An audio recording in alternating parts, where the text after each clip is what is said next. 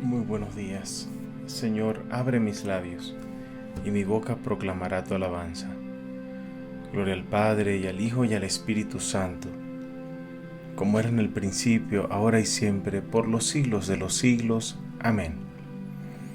En este 1 de febrero, inicio de un nuevo mes, también algunas personas, como la del Evangelio de hoy, por las circunstancias que están viviendo, inician un nuevo camino hacia Jesús. Pero un camino que de alguna forma está marcada por las tragedias, por las pruebas, pero es la mejor decisión que puede tomar alguien que se siente atormentado, y es cambiar su vida, transformar su vida.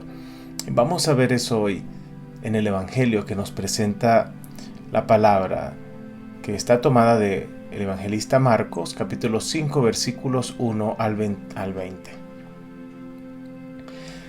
En aquel tiempo Jesús y sus discípulos llegaron a la otra orilla del mar, a la región de los Gerasenos. Apenas desembarcó, le salió al encuentro, de entre los sepulcros, un hombre poseído por un espíritu inmundo. Y es que vivía entre los sepulcros. Ni con cadenas ya lo podían sujetar. Muchas veces lo habían sujetado con cepos, con cadenas, pero él rompía las cadenas, destrozaba los cepos, y nadie tenía fuerza para dominarlos. Se pasaba el día y la noche en los cementerios, en los montes, gritando e hiriéndose con piedras. Viendo de lejos a Jesús, echó a correr, se postró ante él y le gritó con voz potente: ¿Qué tienes que ver conmigo, Jesús, Hijo del Dios Altísimo? Porque, por Dios te lo pido, no me atormentes. Lo decía porque Jesús le estaba diciendo: espíritu inmundo, sal de ese hombre. Y le preguntó: ¿cómo te llamas? Él le respondió: me llamo Legión, porque somos muchos. Y le rogaba con insistencia que no lo expulsara de aquella comarca. Había cerca una gran piara de cerdos, paseando por la falda del monte. Los espíritus le rogaron: envíanos a los cerdos, para que entremos en ellos. Él se lo permitió. Los espíritus inmundos salieron del hombre y se metieron en los cerdos, y la piara era de unos 2000 cerdos. Se abalanzó inmediatamente al acantilado bajo al mar y se ahogaron. Los porquerizos huyeron y dieron la noticia en la ciudad y en los campos, y la gente fue a ver lo que había ocurrido. Se acercaron a Jesús, y el endemoniado, que había tenido la legión dentro, sentado, vestido y en sano juicio. Entonces todos se asustaron. Los que lo habían visto les contaron lo que había pasado al endemoniado y a los cerdos. Ellos le rogaban que se marchase de la comarca. Mientras se embarcaba, el que había estado poseído por el demonio le pidió a Jesús que le permitiese estar con él. Pero éste más bien le dijo: vete a tu casa con los tuyos y anúnciales que el Señor ha hecho algo grande contigo y que ha tenido misericordia de ti.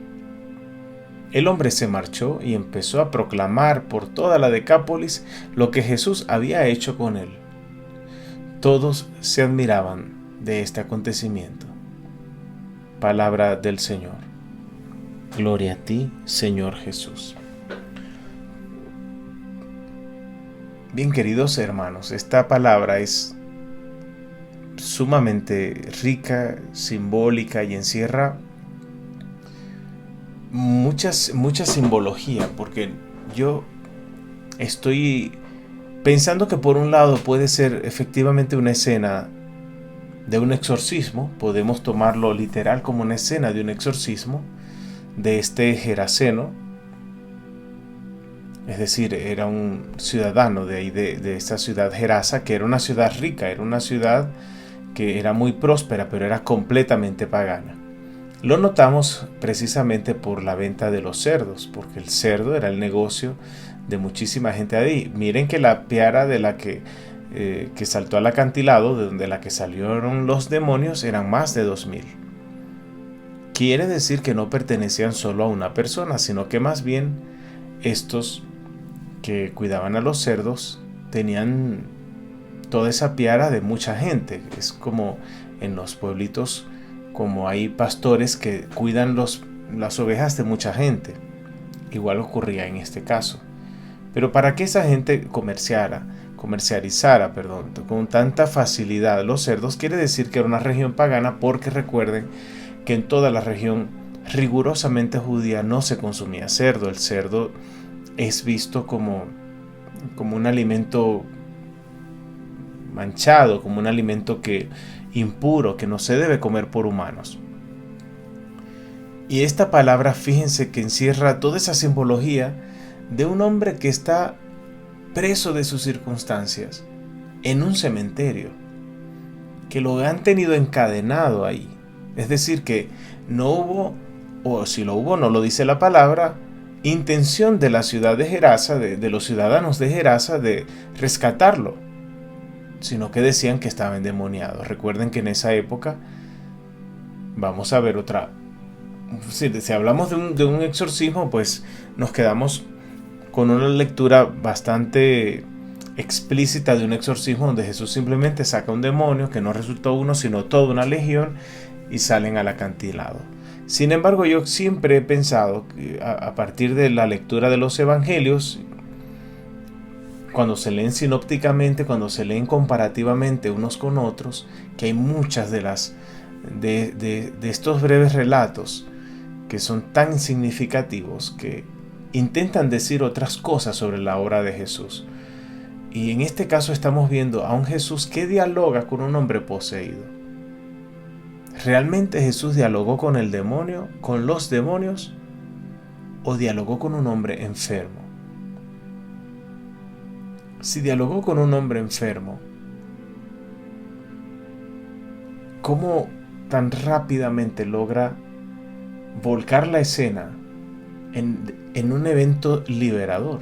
Pues tenía que haber sido con un gran poder de intuición que le venía, por supuesto, no solo por ser Dios, sino también por ser una persona empática, una persona razonable, un pensamiento casi avanzado hacia el futuro, de darse cuenta que esa persona no era la exclusión lo que lo iba a sanar, sino todo lo contrario, el diálogo. Jesús entra en diálogo. Para mí el diálogo es casi que la panacea de todos los conflictos.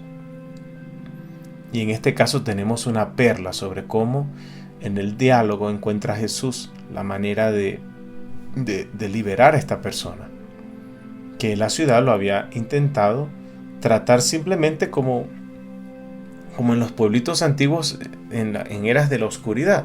Tiene el demonio, lo encerramos, lo encarcelamos, pero este señor estaba intentando acabar con su vida, ya no soportaba, andaba con piedras dándose fuertemente con esas cadenas que no lograban ni siquiera atraparlo. Yo quiero decir sobre esto que yo he presenciado 3 casos así en mi sacerdocio, 3 casos de personas.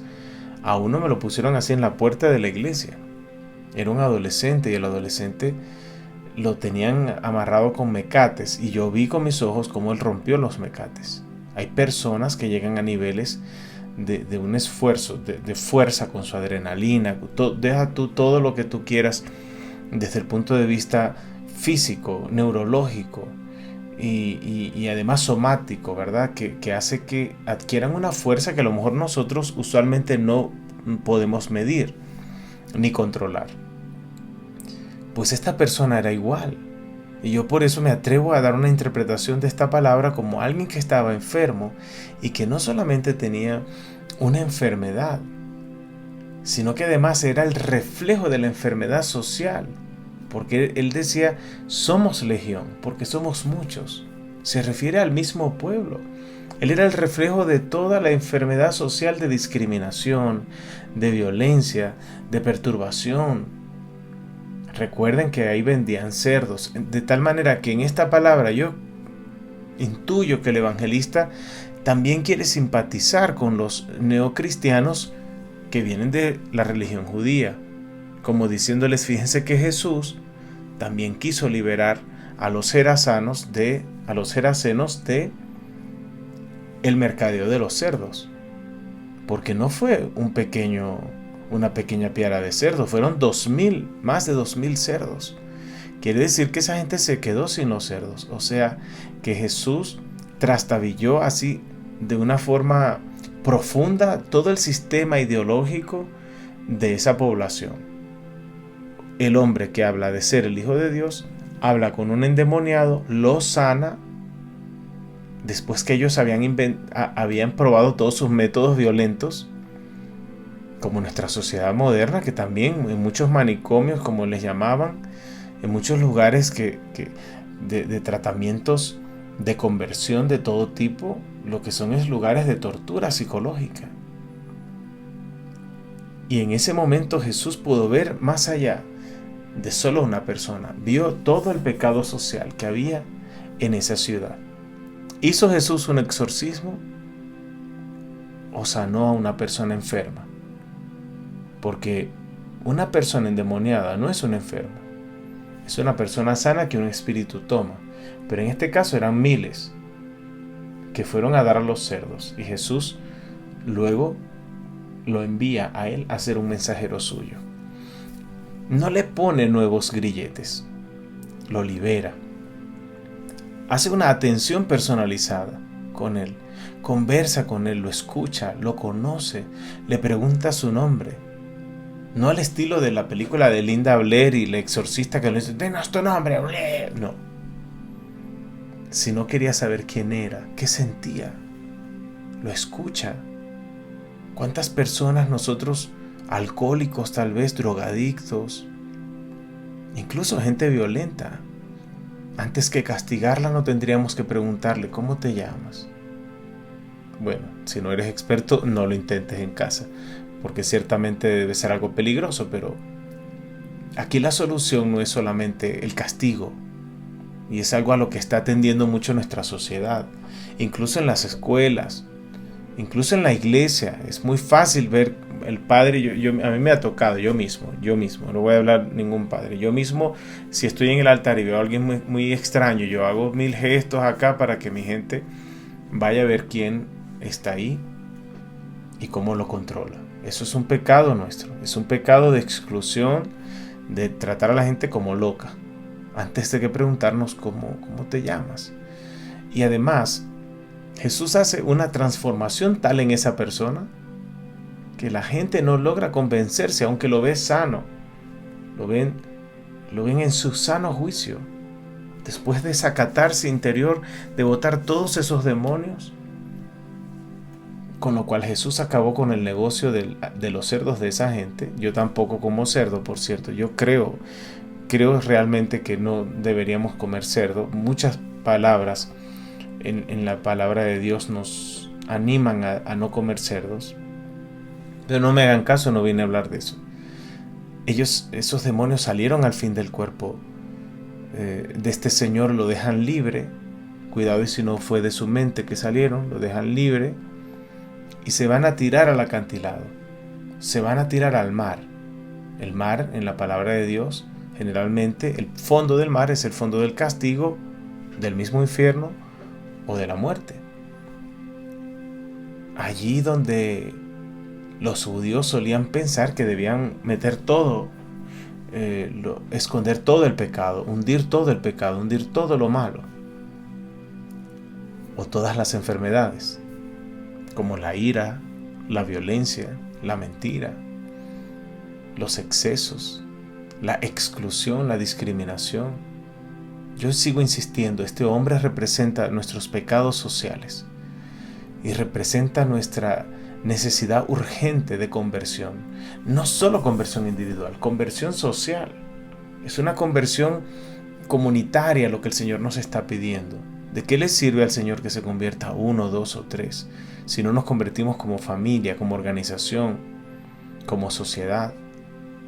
Pero es que Lo que cuenta esta palabra es que a esa sociedad no le convenía la conversión de este señor, no le importaba, porque cuando lo ven, lo siguen viendo como un loco, no confían en él. Y le dicen a Jesús, después de haber curado al Señor, que por favor se vaya. O sea, están tan enfocados en el negocio, en su negocio.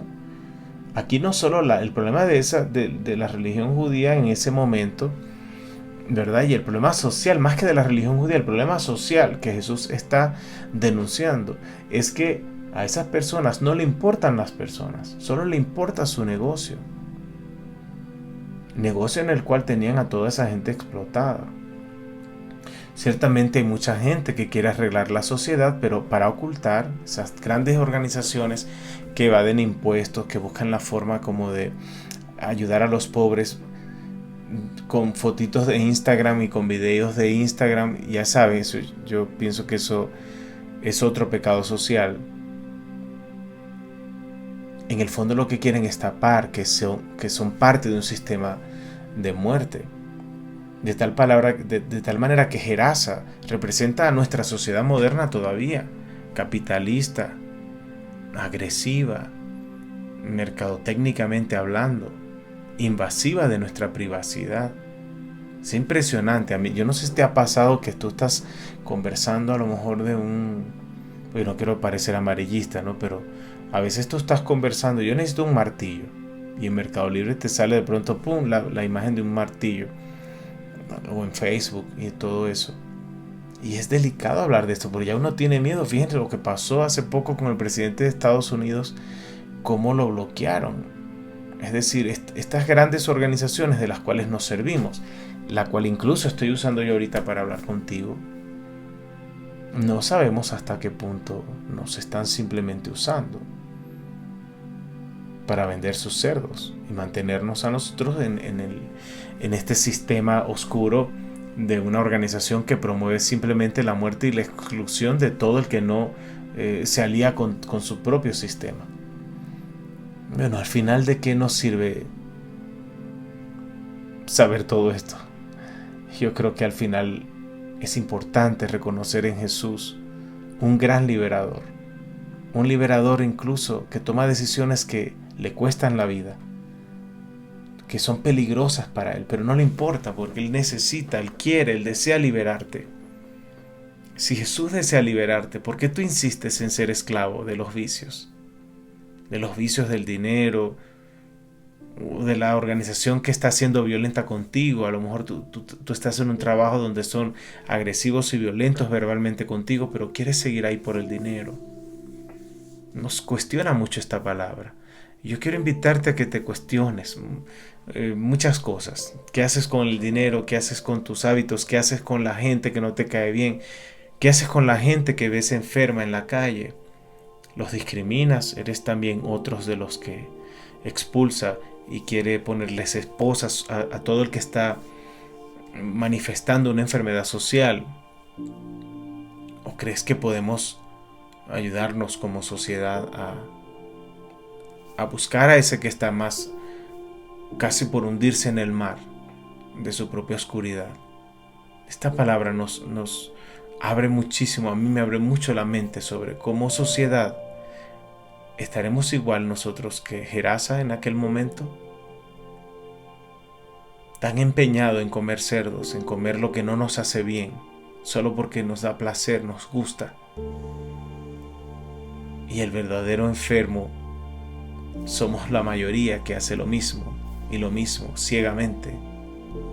Y a lo mejor el sano es el que parece loco, el que nos invita a lo mejor a comer menos carne, los que nos invitan a ser vegetarianos, los que nos invitan a comer orgánico y llamamos que son locos, que son hippies, que son...